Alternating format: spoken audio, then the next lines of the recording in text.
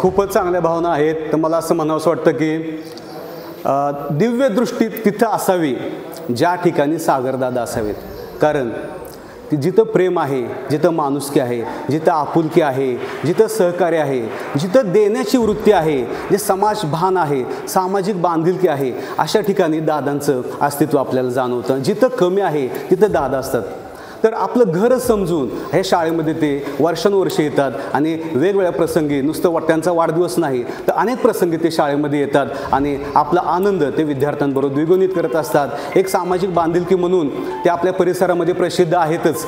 आणि परवाच एक प्रश्न होता आपल्या या समाजाचा की त्यांना पाण्याचा प्रॉब्लेम होता. तर पाण्याच्या प्रॉब्लेमसाठी दिवसभर तिथं थांबले, अधिकाऱ्यांशी भांडले ते आणि त्यांचं युवा फाउंडेशन, आणि त्यांनी तो प्रश्न दुसऱ्या दिवशी पाणी आमचं सुरळीत झालं. तर दादांकडून घेण्यासारखे अनेक गुण आहेत. तर देण्याची वृत्ती बघा, समाजामध्ये आपण बघतो की खूप लोक श्रीमंत आहेत, ज्यांच्याकडं अगदी भरमसाठ संपत्ती आहे, पण देण्याचा गुण त्यांच्याकडे नाही. दादांचं तसं नाही. ते 2 हातांनी जरी कमवत असले ते 10 हातांनी ते समाजाला वाटतात. एक सामाजिक बांधिलकी म्हणून ते हे करतात आणि आमच्या परिसरामध्ये राहतात ते, याचा आम्हाला खूप अभिमान आहे. आणि दादांना आज त्यांच्या वाढदिवसानिमित्त आमच्या शाळेतर्फे, माझ्यातर्फे आणि कुटुंबातर्फे लक्ष आणि अनंत शुभेच्छा. थँक्यू.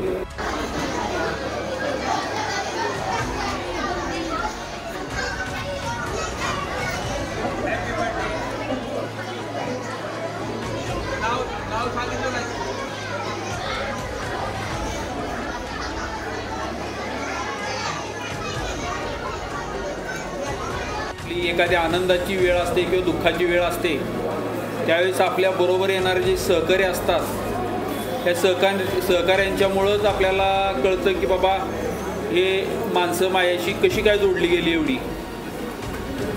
तर मुळात आमच्या जय सोशल फाउंडेशनचे सर्व सहकारी यांचं प्रथमतः मी आभार मानतो. आणि आमच्या फाउंडेशनच्या कोणत्याही सदस्याचा जर वाढदिवस असेल तर मला वाटते आपल्या शाळेतल्या सर्व विद्यार्थ्यांना माहिती आहे की आम्ही या ठिकाणी साजरा करतो. सगळ्यात महत्त्वाची गोष्ट म्हणजे या शाळेत आपली जी असणारी मुलं आहेत त्याच पद्धतीनं इथला शिक्षक वर्ग आहे संपूर्ण. आणि ही जी इमारत आहे त्या इमारतीमध्ये एक पॉझिटिव्ह एनर्जी आहे.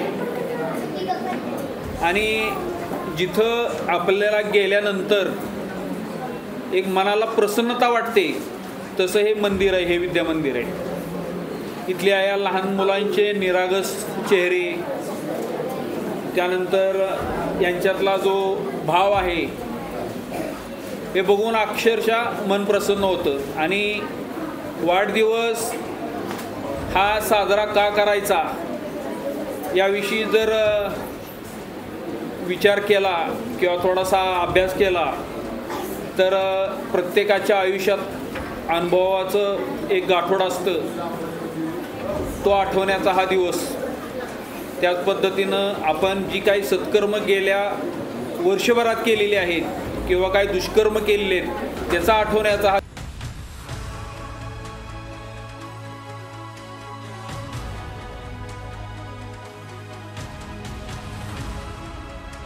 जेव्हा आपण आपल्या रडल्यामुळं आपल्या आईला हसू आलेलं असतं, हा आयुष्यातला एकमेव असा क्षण आहे.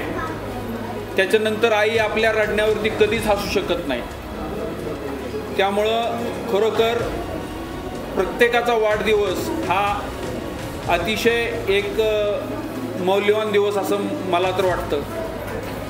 आणि आपल्या या शाळेमध्ये वाढदिवस साजरा केल्यानंतर भारतीय संस्कृतीनुसार वाढदिवस म्हणजे दानधर्म करावा, आपल्या जवळच्या आप्तेष्ट मित्रांना गोड खायला घालावं असं भारतीय संस्कृतीमध्ये सांगितलं जातं. आणि त्याच दृष्टिकोनातून आमच्या सर्व मित्रमंडळींनी, जय सोशल फाउंडेशनच्या सर्व मित्रमंडळींनी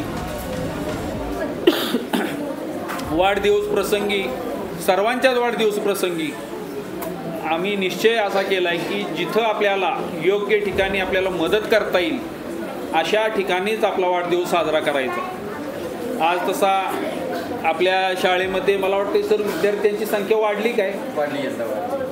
आपल्या शाळेमध्ये गेल्या वर्षी 150 विद्यार्थी होते, यावर्षी 175 विद्यार्थी आहेत. म्हणजे 25 विद्यार्थ्यांची इथं संख्या वाढलेली आहे. आणि यात सगळ्यात महत्त्वाचं जे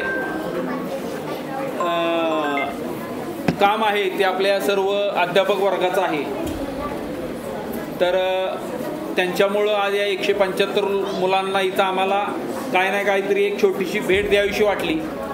आणि माझ्या मते ती भेट अगदी छोट्या स्वरूपाची आहे, परंतु माझ्या सगळ्या बालमित्रांच्या सोबत माझा वाढदिवस साजरा आपण सर्व मित्रमंडळींनी केला. त्याबद्दल सर्वांचे मनापासून आभार मानतो आणि थांबतो.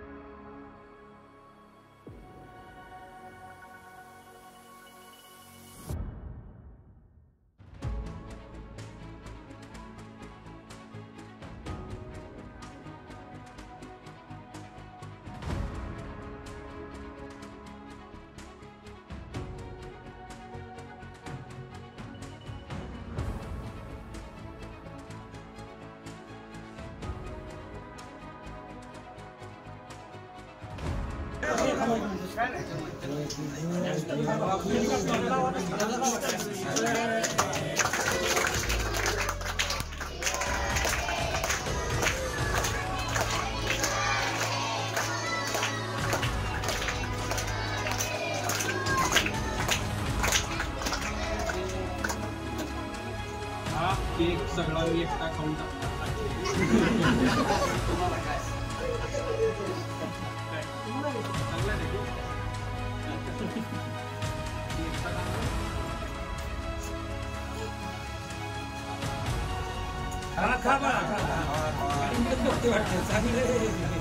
सर हा केक सगळ्यांना व्यवस्थित दिवाळी.